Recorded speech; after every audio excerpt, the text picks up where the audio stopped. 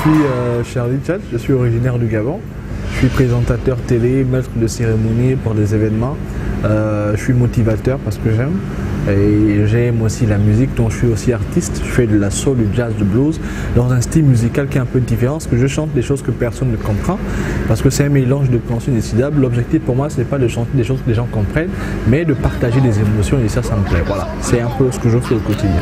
Alors on dit que dans la vie, le succès côtoie l'échec. Oui. Et c'est là encore plus vrai dans la vie de l'entrepreneur. Ça, c'est évident. Est-ce que tu peux nous dire quelle est ton histoire avec l'échec? Je pense que j'ai échoué à plusieurs reprises.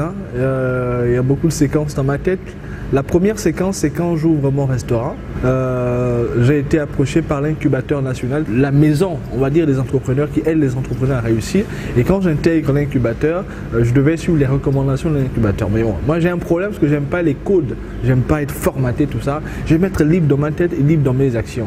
Mais il se trouve que la collaboration avec l'incubateur ne s'était pas bien faite, au point où je voulais voir un banquier pour qu'il m'accompagne et l'incubateur n'était pas content. Donc du coup, il y a une réunion de crise et on a dit, mon Charlie, tu parles trop, tu es un bon tchatcheur mais tu n'es pas un bon entrepreneur. Et du coup j'ai été exclu de l'incubateur et jusqu'à ce jour, je suis le premier exclu de l'incubateur. Il n'y a pas eu un autre avant moi. Donc pour l'instant, personne n'a encore battu mon record.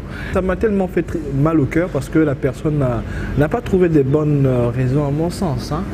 Dire à un jeune qui veut réussir que tu es un bon tchatcheur mais pas un bon entrepreneur, pour moi ça m'a vraiment fait mal au cœur. Et donc ça m'a vexé.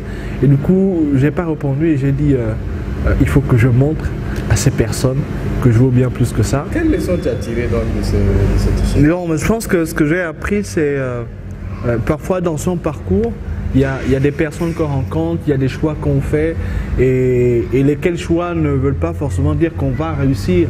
Parfois, ces choix nous amènent aussi à échequer, à connaître l'échec pour après faire une rétrospective ou une introspection pour découvrir qu'est-ce que je dois véritablement faire ou quelle est la personne que je dois devenir sur la base de ce qui se passe face à la réalité qui est en face de moi. C'est ça que moi j'ai appris. Après aussi c'est le pardon. Quand on t'exclut, ok, et pourtant tu sais que tu n'as rien fait de grave, et après les personnes qui t'ont exclu te rappellent qu'il faut du pardon. Et c'est ça. Donc moi je n'en veux à personne, je pars toujours avec les responsables, on échange et voilà, on reste professionnel. C'est ça. Donc c'est le pardon, c'est l'envie d'aller plus loin. C'est dire tout simplement que l'échec est une occasion de mieux réussir. Mais oui, moi je pense qu'il faut parfois échouer. Vous savez, celui qui connaît l'échec, il découvre ce qu'est l'humilité. Quand tu échoues, la première chose, c'est pourquoi j'ai échoué. Si j'ai échoué, c'est parce que je n'ai pas tenu compte de tel détail. Donc il faut que la prochaine fois, j'arrive à tenir compte de ces détails. Ce n'est pas la même chose avec le succès. Quand on vit une vie de succès, parfois l'atmosphère nous empêche de faire une introspection sur les raisons pour lesquelles on a réussi. C'est-à-dire, malgré ce premier échec, ça ne t'a pas permis d'arriver là où tu es aujourd'hui. Présentation de la CAN au Gabon. Présentation de la cérémonie d'ouverture des Jeux de la francophonie ici à Abidjan, pour ne citer que cela. C'est bien qu'on m'ait exclu, parce que le fait qu'on m'ait exclu m'a amené à faire une introspection et a dit désormais il faut que je fasse ça. Okay? Et quand j'ai pris cette décision, mais je ne savais pas qu'il devait arriver tous ces événements en si peu de temps. Mais ça c'est la grâce de Dieu. Parfois il faut qu'on échoue pour découvrir évidemment la bonne porte qui est la nôtre, le chemin que Dieu a prévu pour nous.